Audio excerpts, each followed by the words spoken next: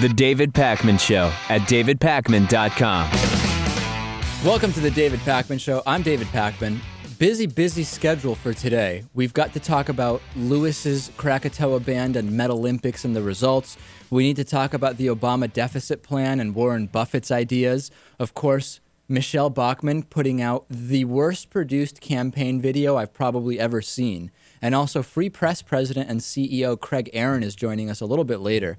Let's get into the Krakatoa situation. Oh, and by the way, because we're going to be producing this behind-the-scenes type video, Tom Adams from Real Life Productions is going to be in studio with us soon, filming what goes on behind the scenes. In discussions about Lewis not wearing his shoes, Lewis convinced me to just try today not to wear my shoes, so I did it. I don't know. I'm not wearing any shoes. I actually have my shoe over here. I mean, of course, I could be lying. This could be someone else's shoe, but it really is mine. And I assure you, David is not wearing his shoes right now. I don't know that I like it. I really don't. But we'll follow up. We'll keep a close eye on that. I think there's going to have to be some follow-up reporting done. That's for sure. Indeed. Krakatoa. Lewis, of course, in Krakatoa metal band. Lewis plays the guitar. Lewis, for months, telling me that I have to go to this Metalympics finals, which were near our studio in Greenfield, Massachusetts, down the road in Turner's Falls at the Shea Theater. And I'm thinking that they have a shot, right? So I'm like, oh, I have to be there. I have to vote. Not only do I have to vote on the way in, if you stay till the end, you get to vote again. So I really need to stay till the end. They're supposed to play at 8 o'clock. I get a text from Lewis saying they're actually not going to play until 11 o'clock. So we end up having to kill hours and hours of time just at various restaurants and bars. It was a kind of a weird night.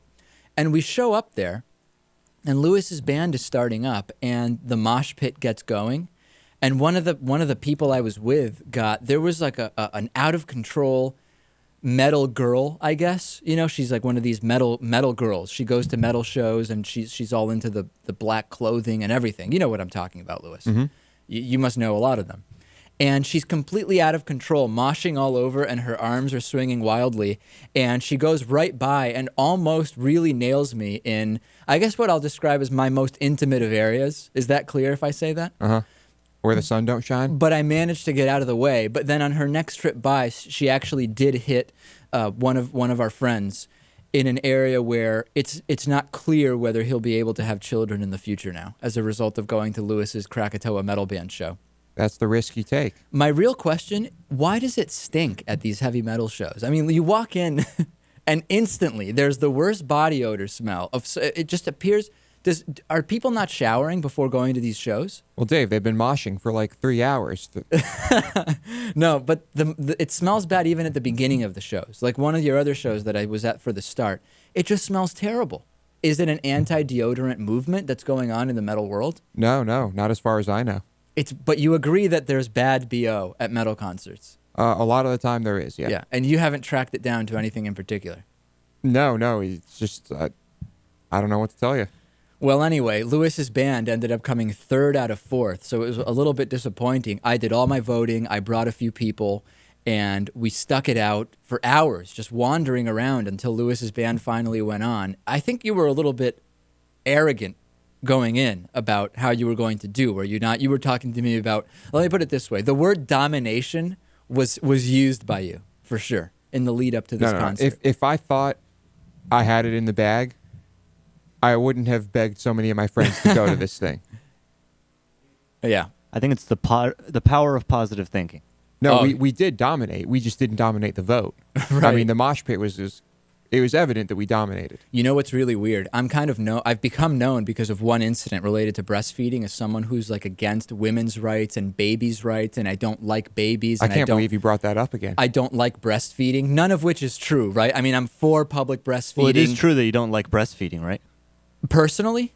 That's right. Yeah, I don't partake in breastfeeding personally. In that sense, I guess I'm against breastfeeding, but in every other sense, I'm for it. We were out, and I'm warning you, this has nothing to do with breastfeeding, just with babies. Waiting for Lewis's concert at a bar. I show up, and there's a couple there who has a baby in a baby carrier, one of these baby carriers, on a bar stool. And the bar stool it has a soft seat, okay? So the baby carrier seems to be kind of teetering. It's not totally steady. And I find it a little odd, 10 o'clock at night, why do you have a baby out at a bar? maybe you couldn't get a babysitter. I'm not insensitive to the difficulties of finding someone to take care of your child. But it was a very young baby, Lewis. Very, very young. All of a sudden, you hear some kind of loud noise, and I look over. The baby has fallen out of the baby carrier onto the floor, okay, in front of the bar. In that area where normally if you're sitting at a bar, where your feet would be between the bar Now, stool. the baby fell out of the carrier, or the whole carrier fell? The carrier tipped and the baby fell out of it down probably 3 feet to the floor. And instantly everybody looks over. The mom picks up the baby and starts saying, "Oh my God, oh my God, oh my God." It's an escalating situation. A woman goes over and says, he's okay. And she says, "No, he's not moving. He's not moving." And she says, "No, he is. His feet are moving." And she says, "But he's not crying. He's not crying. He's paralyzed." The baby wasn't paralyzed. The baby apparently didn't even know that it had fallen. But does this not confirm it's a bad idea to bring your baby to a bar, start drinking, and put the baby in a carrier on a bar stool that's teetering from side to side?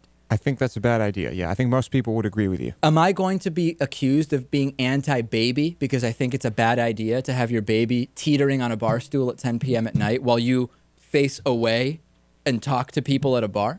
I would say at least one person will probably make that claim, yeah. I believe that I am making a pro-baby statement here. Yeah, we believe that babies should not be dropped. Yeah, that's my point exactly. Right. It's a pro-life statement. It's a pro-life statement. What's more pro-life than what I'm saying right now? You are pro-life.